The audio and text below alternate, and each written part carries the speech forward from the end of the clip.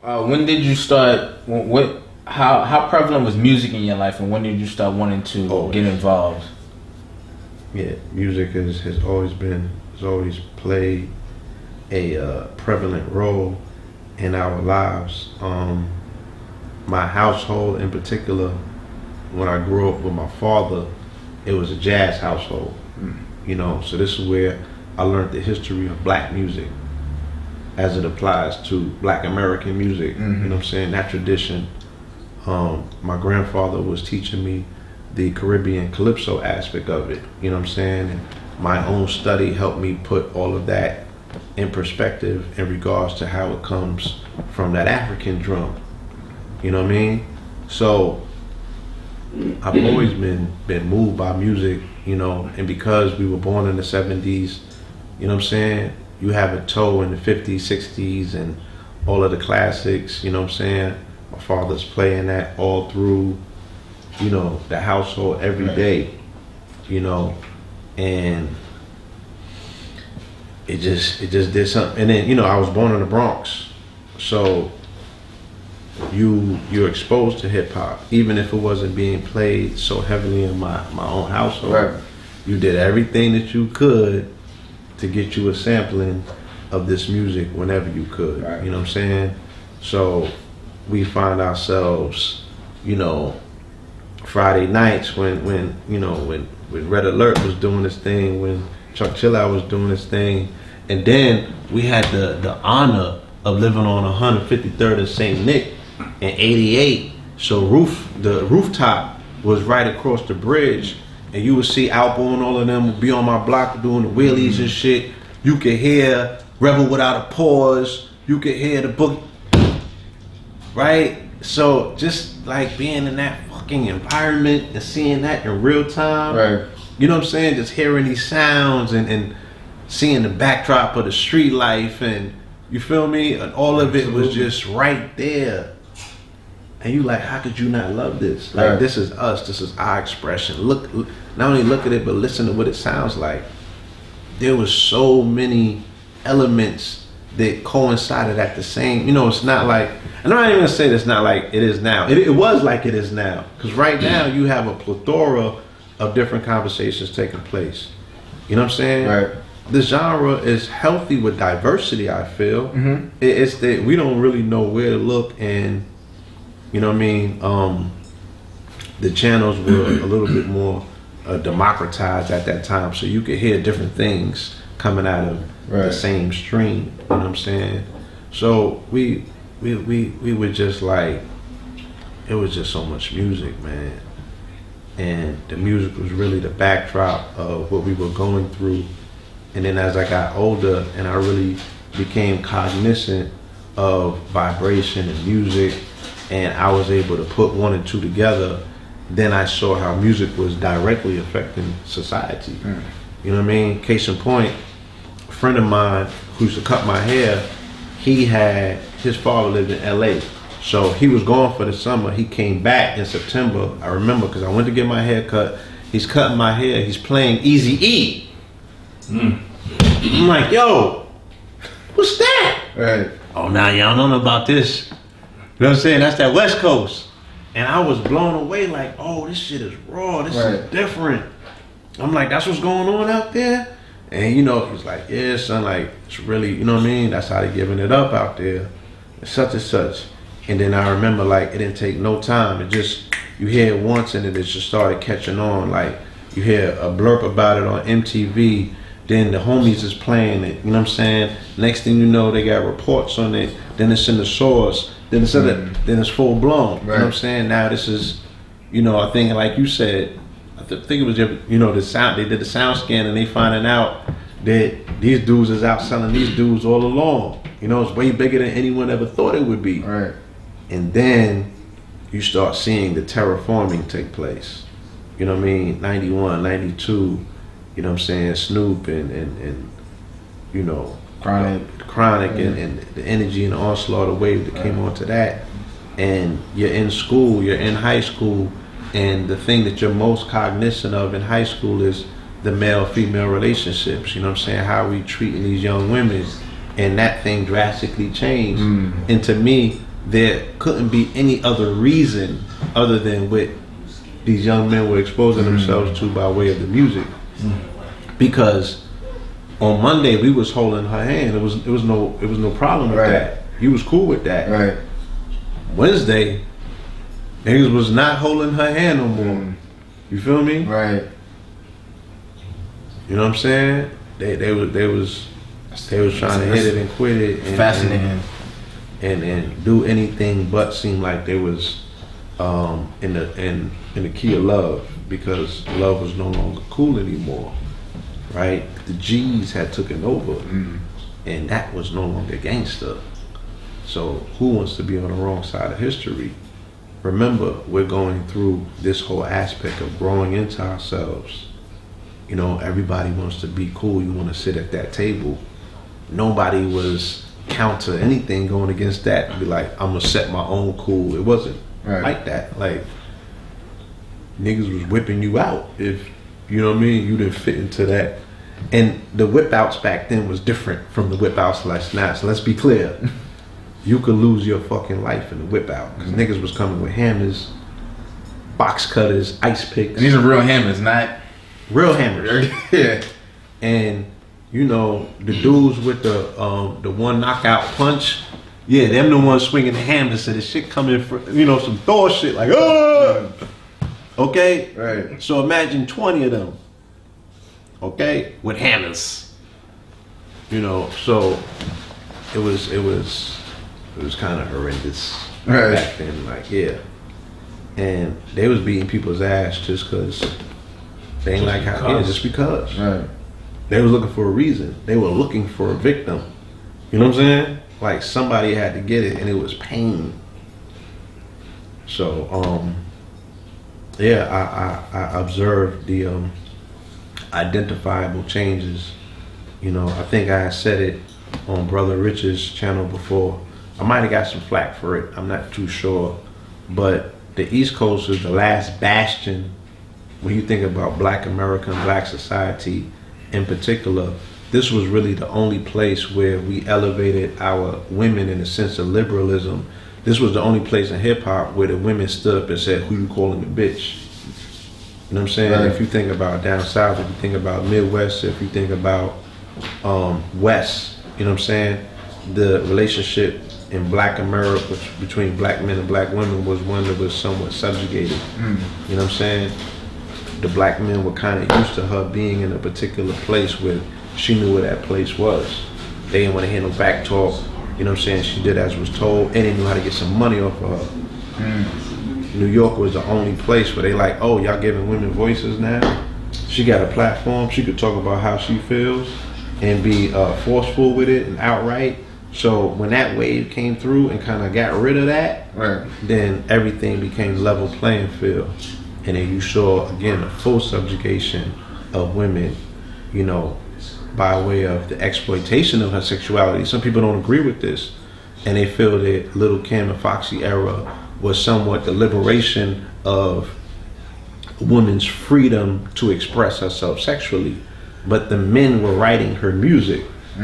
You know, Big was writing Kim's music, so that was his distorted image of what he felt that free female sexuality. And Jay was writing Foxy. And Jay was writing Foxy. So this was their expression, and these were their, you know, muses, or, you know, the Goyams, or, you know what I'm saying? As we could see as evidence with Little Kim, you know what I mean? If that was really her, why is she not as comfortable with herself today as she was back then? True story. You know what I mean? She's still talking about Big today. Right. And I know that it's, you know, it's not as easy to get over when you lose a loved one, but we have to, like, be mindful of what that DNA interplay was really about. You feel me? She was just his voice box. She said it better than he could, but that was his mind. We still live in Biggie's dream. Right. Wow.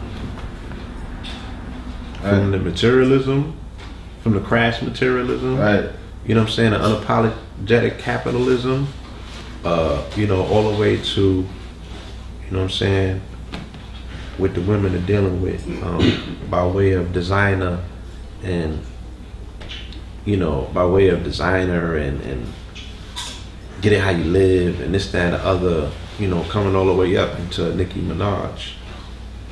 Because a Nicki, you could say a Nicki is a Kim and a Foxy. Because she can spit, like, as in terms of like what they're rapping about and how they're rapping. Explain that. Well, the Foxy aspect is the versatility of coming from a Caribbean background. She could switch flows and she could go into this and she could go into that. The Kim aspect, I would say, would be directly the surgery. You know what I'm saying? Content. Yeah, the content more so. The diva-ish aspect of her approach towards the game, still having a little level of grit. You know what I'm saying? And you can hang with the fellas. Right. You know what I'm saying? When you spit or what have you. That's Foxy as well. Foxy shut down what was the LL Cool J cypher? Oh yeah. That Foxy was on. Who shot you? 1, 2, 3. Yeah. 3, 2, 1. 3, 2, 1. Yeah, that joint. Same way that Minaj shut down the Monster. Right. You know what I'm saying? So it's very interesting. You know what I mean? So are you working on new music yourself? I am. Yes. Can we get any information on that, or are you keeping that close to the hip right now? We're finalizing the project. The target for it is April. Okay. The sweet spot would be April 4th. If I could do a 4/4 release, that would be, legendary. Right. We have a teaser. We put a teaser video out last week. Okay. Last week Thursday, matter of fact, and the full video will be released on our app, on Know the Ledge app. So that should be out next week. And that was Know the Ledge. Know the Ledge. Yes, Know the Ledge. That's on your Apple and your Google Play platforms. You know what I'm saying? So, full video will be released on Know the Ledge. There's more music that will be coming out prior to the release. Do you have a title for the project? Yes, it's B.A.R.Z, Beats and Rhyme Symposium. Is the acronym. Yes. Okay. Yes, indeed. And what about your clothing? Because I know you and your brother have. Yeah. So again, continuing the conversation that we're having about fashion. Right.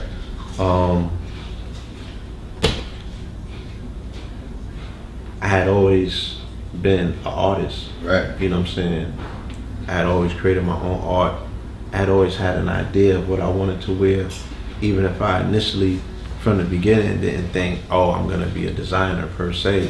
I always had in mind what I liked. Like, okay, I like this, and this is why I like it. Right. You feel me?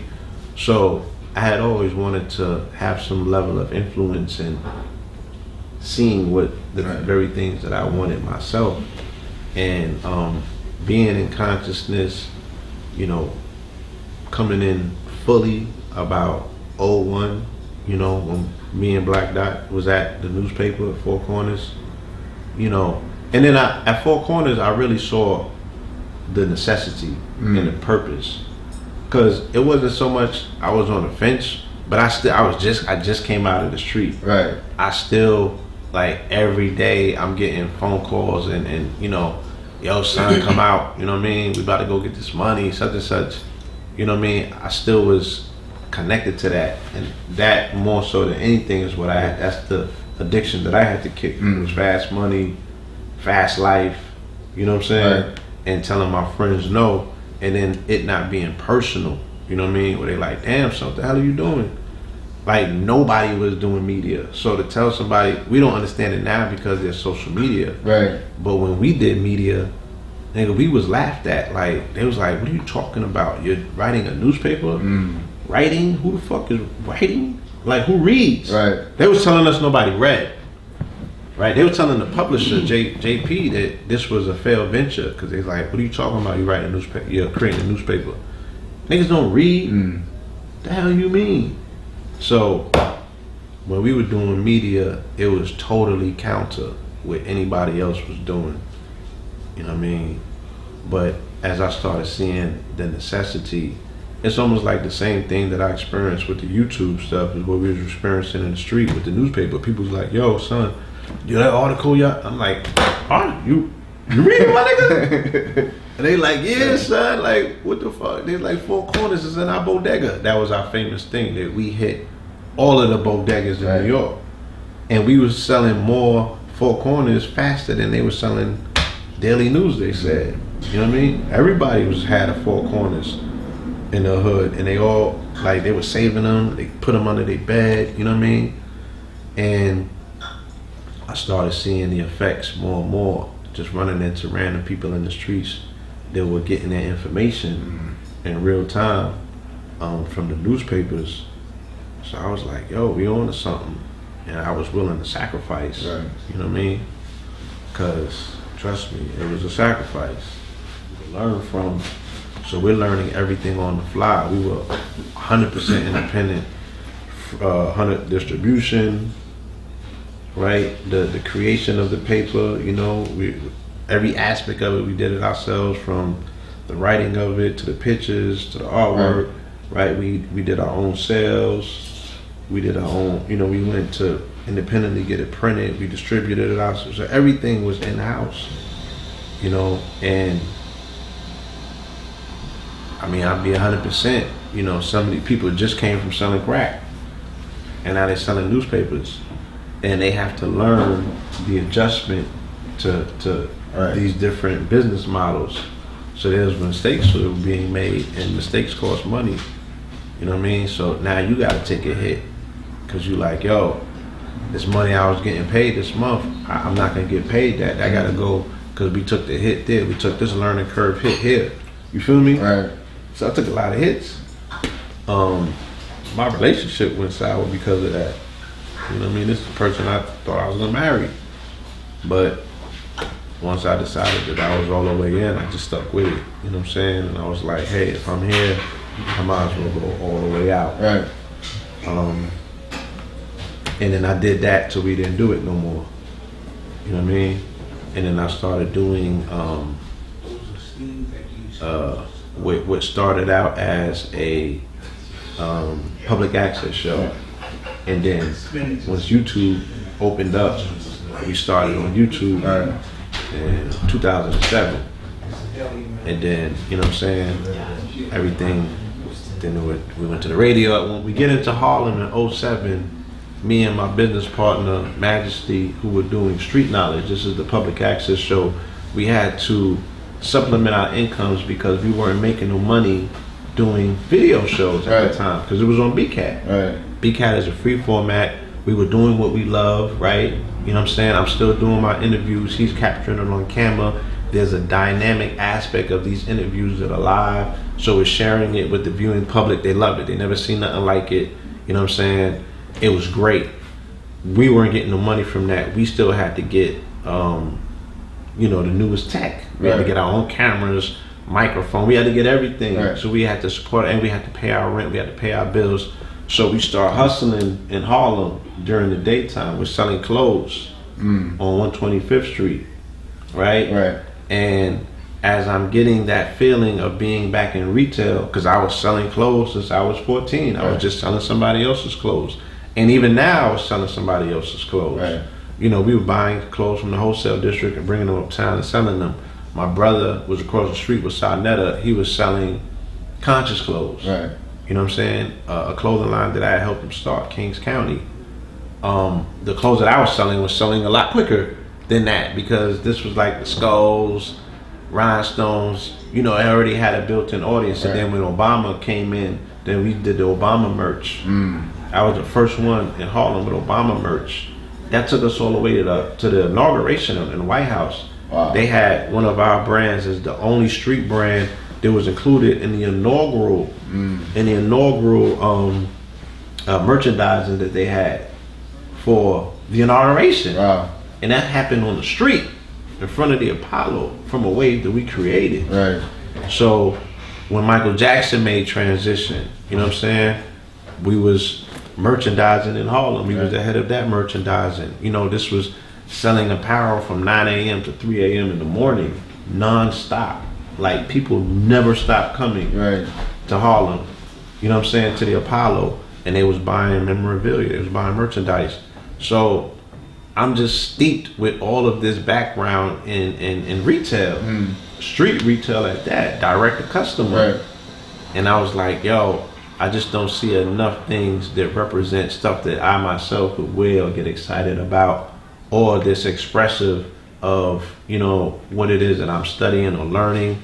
And I said, look, I want to do something. And I used to reach out to Red a lot about implementing some more of my ideas into his line, and he just wasn't moving at the same pace that I might have been comfortable with. And I had to understand that, because I'm like, look, this is his company now.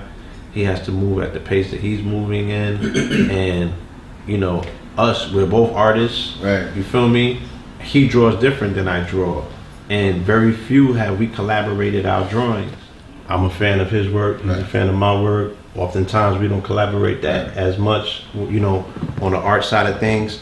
So I just felt that it was time for me to, because I had all of this artwork that I was just randomly in my spare time creating, that I was like, yo, I want to see that on clothing. This is part of my expression. And I couldn't wait no more. You know, I had an idea to incorporate crop circles on clothing. Right? And I was having some very personal experiences at that time that, you know, I've shared some elements of it, you know, on Brother Rich's channel, and I'll start sharing it, you know, at other points in times. But I was having communications, goddamn it. So I started looking into crop circles and just noticing the geometry in them, and the sigils started kind of like communicating with me, and they wanted to be expressed on clothing. So I started doing that. That was the first thing I started doing. And then I just incorporated my own idea of what I felt I wanted to emphasize our future presence. You know, my brother's clothing line deals with the past, you know, us and our antiquity, our greatness.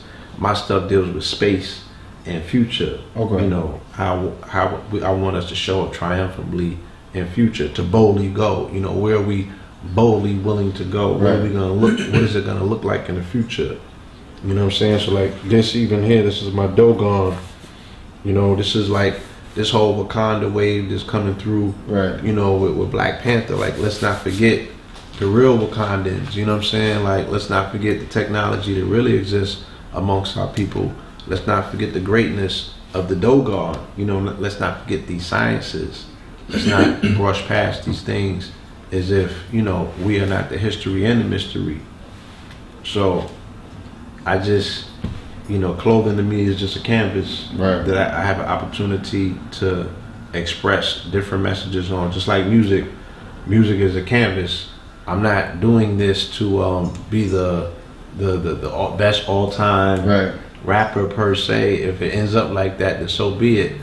I'm doing it because I have something to say. I have a message in me that I refuse to die with. You know what I'm saying? I'm not gonna be restricted by people telling me I'm over age, or I'm over this, or I'm over that. You feel me? Like,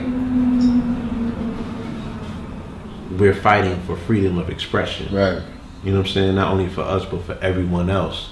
To say, look, you got something to say, then say it. Because there's a lot that's being said that everybody's complaining about. Damn, son, you ain't had nothing to say. You made a whole album of nothings to say. That's, you feel me? But that's still that person's expression. They still had every right to do it. And I'm sure that the story of how they got there is an elaborate one. It's a testament to their, you know, their will and their determination, right? To be heard. What are you here for? You know what I'm saying? Some people are here just to observe, and that's cool. But for those that want to be heard, make yourself heard. You know what I'm saying? And I still got something to say. I spent a lot of my years helping amplify other people's message and what they had to say. You feel me? So just give me my opportunity to just get this thing into, you know what I mean? Who it works for who it works for. If it don't work for who it don't work for, then so be it. But it's the same thing. Like, if one person is able to utilize this, and if it can help them, for one, because it's gonna help me, and that's the most important one. say, yo, I did it, I got this off, you know what I'm saying? Right. And I like listening to it. I got albums worth of my shit that I listen to. And that's and what like, Walk With Me, when I did Walk With Me, that's what that was about. That was for me. That was his true expression. I seen Dot do it. Dot gave me all of the you know, the go ahead that I needed. You know what I mean? I was reminiscing just the other day about his performance in East Harlem, you know, the album release, just how dope that was. And I was like, yo, he did that for him. And he had his family with him, he had his friends was there. I was like, that's the dopest expression ever. Like, you know what I mean? Like, what if we could do that for mad people that we know, that we just have a service where they could do that. They could just do concerts for their friends, their followers. You know what I'm saying? The people that got love for their craft. Like, everybody should deserve to feel like that. You know what I mean? A superstar, even for a night. You know what I'm saying? Like, know what this thing feels like. Express your art on stage. Get that thing out. Perform that thing. Lay it down. Put it on tape. Have something you can show your grandkids, man. This is the flyest shit ever. Makes you immortal. Because immortalize yourself. This is hip hop. You know what I mean? And I feel like as much as we do for the genre, as many codes as we've cracked, you know what I'm saying? As many layers as we've peeled back, like, to me, the music is the #1 contribution, because I know that I'm having a conversation that can bridge parents with their children, the youth with the elders. You know what I mean? Right.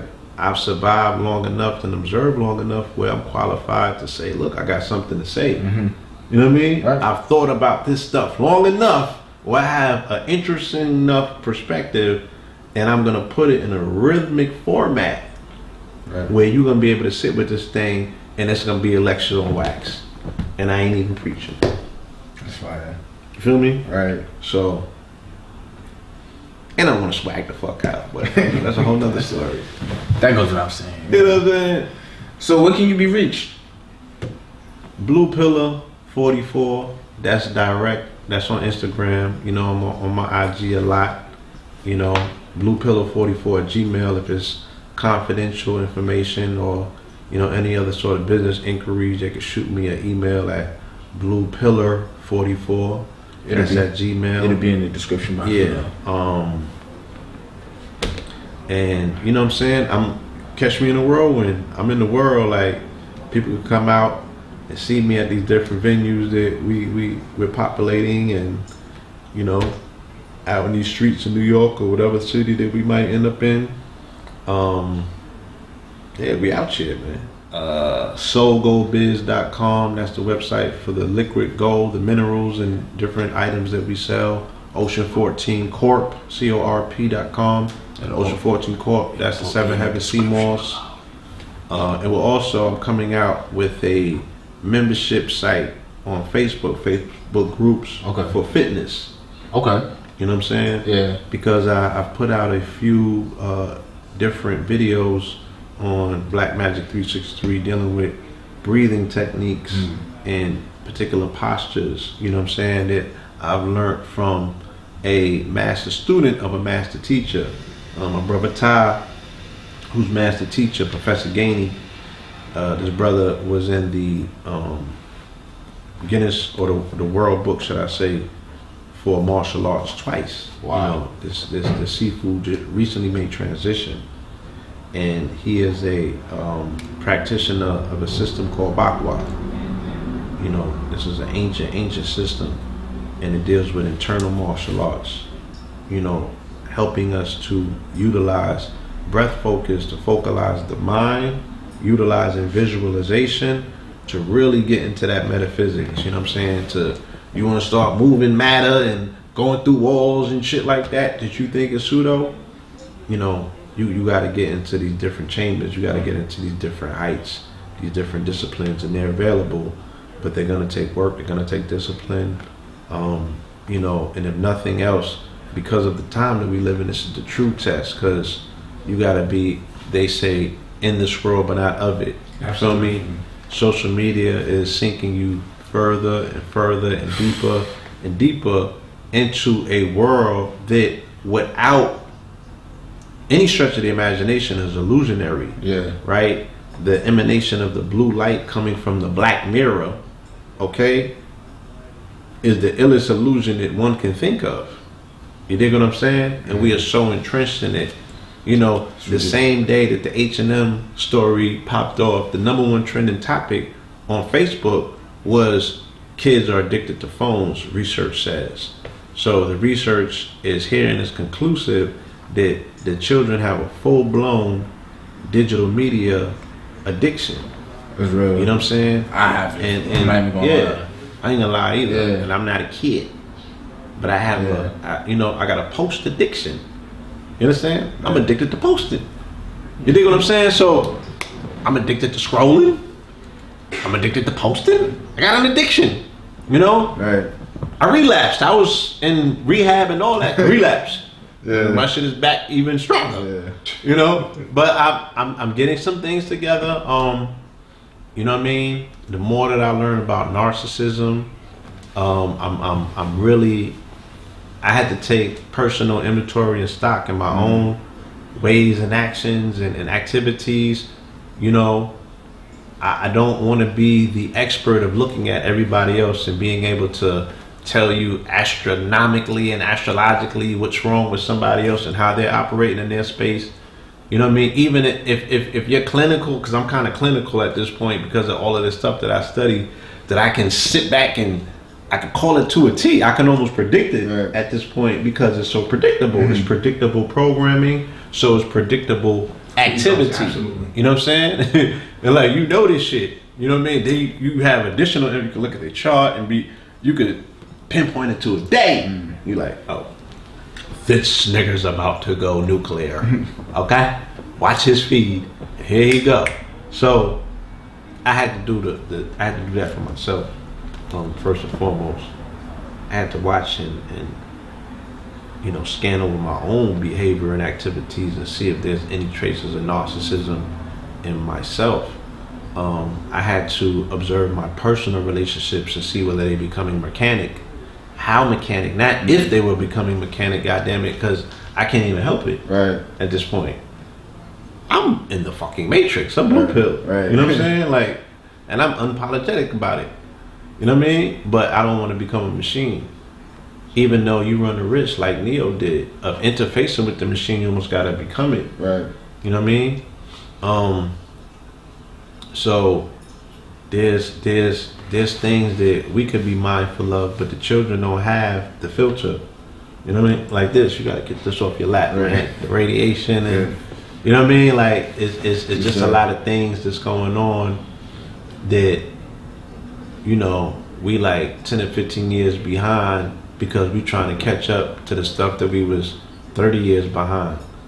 You know what I mean? It's just hitting us now because of open information. But the new stuff that's current, you know what I mean, is what's Wi-Fi doing to the environment, let alone to our personal space.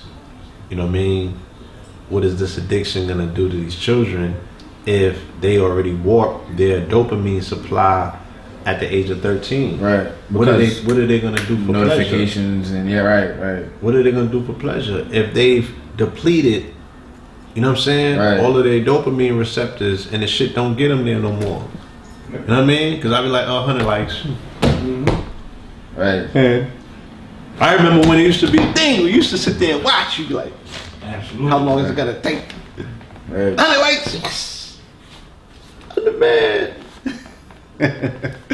And look, if we not gonna be real about this thing, how we ever gonna get to it? You know what I'm saying? That's what, if you're an IG model, I want to interview you. All right, I'm not gonna chastise you.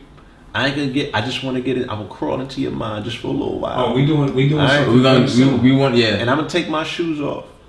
All right. I ain't gonna walk up in your mind with my boots on. But I got some questions. You know what I'm saying? I want to get to the bottom of this. Like, let's talk about the pleasure principle of, you know what I mean? How does this really feel to people? You know what I'm saying? How is it really accrediting their personal stock of themselves?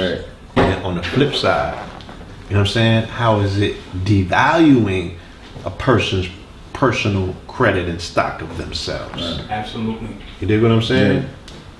Because I see some dope people that they only got 10 likes on this shit. So with that said, this is UrbanX TV. This is the Blue Pill. Don't forget to subscribe. Thank you for tuning in. Subscribe. Peace. All right, press that like. Peace.